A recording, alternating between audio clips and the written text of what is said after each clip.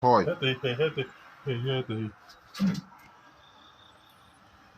đi anh thiếu nghe hay gần sẽ lộ á nghe ai thiếu gì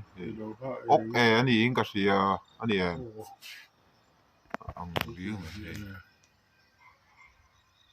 riêng hay khi avak thôi đó hay avar với cả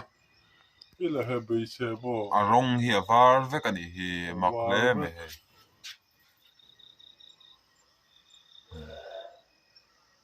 chero ro mày à hay avak ila he thôi na tu zong đó na vak no không nghe cả lòng ô thế tại vì chầu miệng à chou xe la mo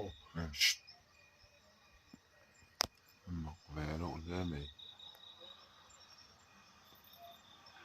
a che che a yo o rul ngan o ka te a ê rul chan chin ka ngai thang